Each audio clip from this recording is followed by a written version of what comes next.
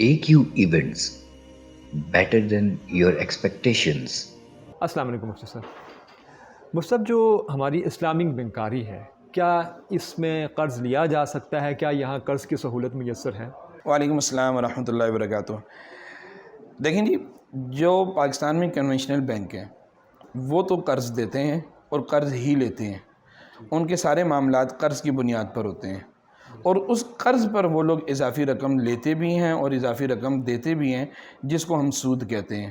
اور سود وہ گناہ ہے کہ جو اللہ جل شانہ بالکل معاف نہیں فرماتے، بلکہ قرآن مجید کے تیسرے پارے میں اللہ جل شانہ نے فَأَذَّنُوا بِحَرْبٍ مِّنَ اللَّهِ وَرَسُولِهِ کہہ کر کے اللہ اور اللہ کے رسول کی طرف سے اعلان جنگ فرمایا.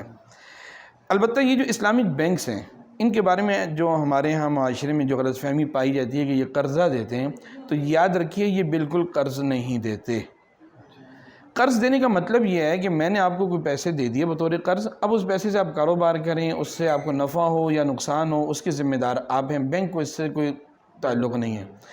اسلامک بینک کے پاس جو پیسے ہوتے ہیں اور وہ جو اپنے کلائنٹس کو دیتا ہے، تو وہ قرض کی بنیاد پہ نہیں دیتا، وہ بلکہ اپنے کلائنٹس کے ساتھ یا تو پارٹنرشپ کرتا ہے اور پارٹنرشپ میں نفع نقصان میں شریک ہوتا ہے، یا بینک کوئی چیز پرچیز کرتا ہے اور پھر اپنے ڈپازیٹر کو وہ چیز خرید کر کے اپنے متعین پروفٹ کے ساتھ سیل آؤٹ کر دیتا ہے، یا پھر بینک یہ کرتا ہے کہ کوئی ایسٹ خریدتا ہے اور اس ایسٹ کو خرید کر کے اپنے ڈپازیٹر کو رینٹ آؤٹ کر لیتا ہے.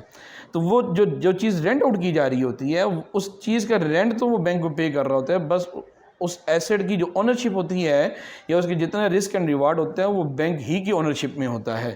تو اس سے یہ بات سمجھ لیجئے کہ اسلامک بینک کسی کو قرضہ نہیں دیتا، بلکہ اگر پارٹنرشپ کرنی ہوگی تو اس کے لیے پراپر پارٹنرشپ کے رولز کے مطابق ایگریمنٹ سائن کرے گا. اگر کوئی سیل ڈیڈ قائم بنانی ہے، سیل کرنی ہے، تو اس کے لیے پراپر سیل ڈیڈ بنائی جاتی ہے. اور اگر بینک نے کسی کو کوئی ایسٹ رینٹ آؤٹ کرنا ہے، اسلامک بینک کی بات ہو رہی ہے، تو وہ اسلامک بینک جو ہے پراپر ایک رینٹل ڈیڈ بنائے گا اور اس کے مطابق بینک اس کو اپنے ڈپازیٹر کو اس کو رینٹ آؤٹ کرے گا. جزاک اللہ. مفتی صاحب نے بہت اچھے سے وضاحت فرمایا. جیسے جو میں اس چیز کو سمجھ پایا ہوں، کیونکہ اسلامک بینکاری کے دوران جو بینکوں میں جو پیسہ ہوتا ہے وہ بینک کا اپنا نہیں ہوتا، وہ مختلف یوزر کا ہوتا ہے، تو اس لیے وہ آزادانہ طور پر کسی کو ادا نہیں کر سکتے. جزاک اللہ مفتی صاحب، بہت بہت شکریہ.